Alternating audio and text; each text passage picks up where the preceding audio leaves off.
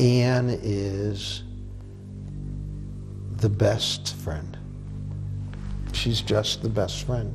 She was wearing those red net things with the gold buttons, and she was absolutely spellbinding. My first impression of Anne was how smart she was, how gracious, how she was a great listener, and she always made you feel when she was talking to you that you were the most important person in the room. I was the 6-year-old kind of trying to tell her, you know, maybe this isn't safe, but she did the little bark chicken, you know, and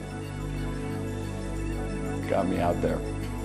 Anne has this human passion, and it's a passion about people. And when you're her friend, she's passionate about the fact that you're her friend. Anne always says she's the luckiest person she knows. All of you have some feel for how lucky I am, I think. And she is completely unwilling to take credit for any of the accomplishments that have been the hallmark of her career. I am lucky for my son John and my husband Jeff, who have stood by me all my life. I tell you, I feel this is worse than getting married, I said. The fact of the matter is she has been and she remains a trailblazer. What I always notice about her is how intently she focuses on what she's doing and how friendly she always is to everyone she comes across, how interested she is in their opinion, and how she is about getting the job done. I was lucky enough to go to Stanford, to the London School of Economics, to Stanford University, and lucky enough to become the first woman law professor at the University of New Mexico, the first woman hired by a major firm in New Mexico, and now the first woman to head this division. My mom is very energetic. You know, she is not gonna just sit around somewhere. You know, when we go on vacations, and you know, my wife would comment on this. Sometimes she can't even stay in the same hotel for more than 2 nights. You know, she's, let's go try some other places, go to another town. You know, I'm getting bored here. You know.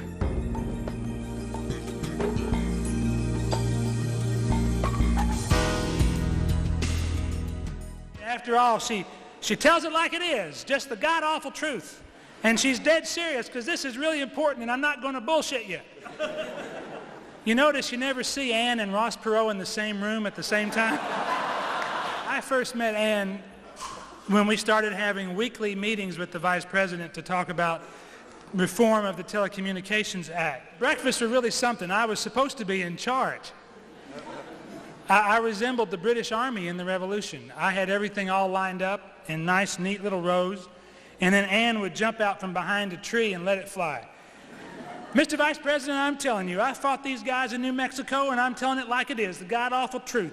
If you give them an inch, it's like giving a moose a muffin. And pretty soon he'll want jam on that muffin, and you got a moose in your kitchen. Enough of this talking about it. Let's go get them. Let's go right at them. They're monopolists. They always have been. They always will be. Don't believe a word they say. Meanwhile, I'm sitting there with the bagel hanging out of my mouth, and the Vice President turns to me and he says, "Greg, why the hell are you letting these monopolists get away with murder?" Well, right then, I thought I better get to know Anne Bingaman a little bit. One of the things that is really genius about her is her ability to make the complex things understandable, and that fits very well into being a good advocate and persuasive. And so, I mean, she really gave me a sense of possibility and of being open to things that present themselves to you. And I think, I mean, as I'm going through life with her, I think she accomplishes about what other people would do in 4 lifetimes. She does, you know, pretty much in less than 1. You see these very famous law professors from Harvard and Stanford and Yale, and they walk in the room, and you know, they have to be the smartest person in the room. Anne never needed to be. She was the smartest person in the room, but she didn't need to be the smartest person in the room. When she went into a courtroom, she didn't need to be the most dominant lawyer in the room. She got things done. She showed that you could get things done and get things done excellently without putting on some huge show, by just doing it. In 1972, the New Mexico Constitution was amended to include the Equal Rights Amendment, and was very instrumental in the work leading up to that. And afterwards, she gently persuaded the New Mexico State Bar Association to appoint a committee to draft changes to the New Mexico statutes implementing the Equal Rights Amendment. And that became the Community Property Act of 1973. Ann was the chair of the committee, and she was gracious enough again to include me on the committee along with my partner Jim Sperling, my good friend who's recently passed, Tom Dunn, John Zanfelser, Justice Irwin Moise, and others. And we had many, many meetings. Characteristically, Ann made us all feel as if we were the ones who came up with these great ideas when in fact she was the principal draftsman. You know, she was and continues to be something like a great point guard or quarterback in that she makes everyone around her look better. This institution, this great department, has been just splendid to work with. And I got some great people around me. One of them in particular is Ann. When I think of public service, I think of a lot of people in my life, but there is no greater public servant that I have met than Ann Bingaman. Some put a little bit of their heart and a little bit of their soul. Ann Bingaman, for these years, has put all her heart and soul into the antitrust division. I've met a great many wonderful lawyers in my life. I'll match Ann Bingaman with any one of them. She's got the intellect, but as well, she has the spirit. She knows the cases, she knows the law. I could be ready for a briefing. Ann would give it to me. Never once would anybody trip me up or catch me on a point because Ann had so thoroughly prepared me and she knew what she was doing. When times are grim, when there are difficult issues, none of which directly involve her, I'll hear the shoes coming down the hall. I'll hear the laugh, and there'll be Ann saying, "Now, Janet, we're thinking about you, and we're right with you every step of the way." She was obviously very hardworking, but we always, my dad and I, were always very proud of her work, you know, and the thing about my mom is she didn't want to just work hard to make money, you know, or get some title somewhere. She wanted to work hard to, you know, make a difference, you know, particularly in the Justice Department. I think back and look at, you know, things I see that she had a hand in that, you know, she may never even have told me about, or, you know, certainly a lot of people may not know about, but they are really significant, you know, around antitrust and protecting consumer. Even as a kid, I think I understood the importance of it and appreciated all of her work.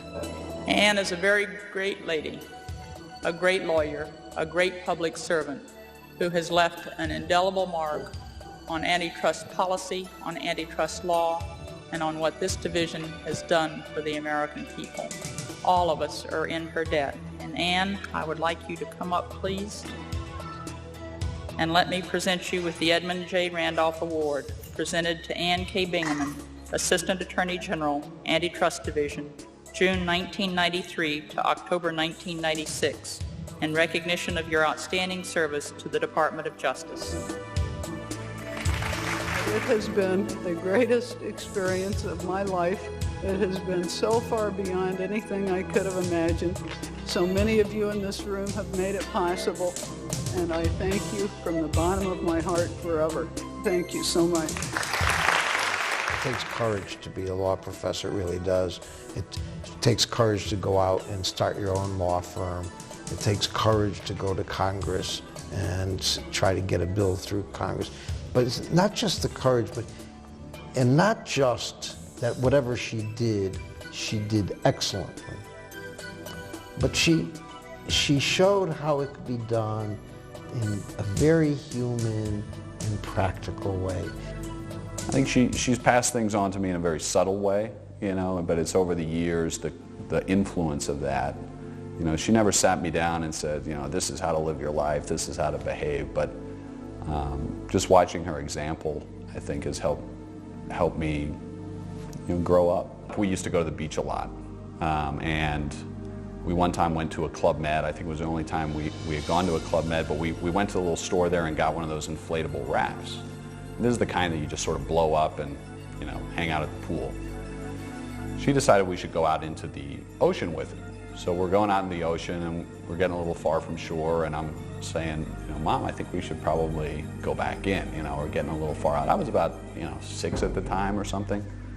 She said, "Oh, are you chicken? You're like scared to get too far from the shore?" You know, and she started teasing me about being a chicken. So she said, "There's that boat out there. Let's try to get out there." Now this was like a, you know, deep sea fishing vessel of some kind. Like getting all the way out there in that little raft was not something that was really advisable. But we made it a good bit of the way out there when we kind of looked back and realized the shore was like really far away. At that point, my dad's worried. He's back at the hotel. Where are they? We're not on the beach. You know, we made it back. Obviously, made it back fine. But just an example of, you know, her sense of adventure. You know, she likes to kind of push the limits and have fun, even when it's sometimes not well advised. So, but you know, I love her for it. We had a great time. She lights up when you talk about Jeff or when he's in the room. I mean, there's still a very special electricity there. And she has a deep love, as you would expect, for her son John. But I remember on the day when she gave birth to John, and I remember speaking to her from her hospital room, and how she was completely in awe of how this little bundle of just a few pounds had completely captivated her. And it's still that way. I think I put her through a lot in my teenage years, but you know, she was always there for me, you know. The thing about my mom is, as I've grown up and gotten to know, you know, other folks, I think different than a lot of parents, you know, she never has taken the approach of, hey, here's what you should do with this, here's what you should do with that.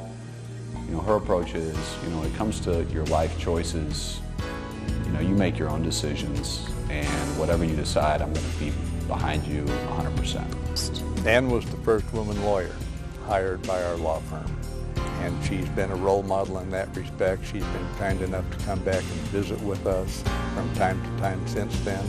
She's always maintained her relationship with our law firm and been supportive of the law firm. She doesn't blow her own horn. She doesn't like to be honored or recognized. She's probably going to be sitting there in the dinner, you know, embarrassed, and you know. But I think she, you know, she loves the law school. You know, I know that this was, you know, the foundation for so much of her career and all the relationships she built here, and so, you know, I think that's what's important to her, and that's why she's excited to be, you know, a part of this.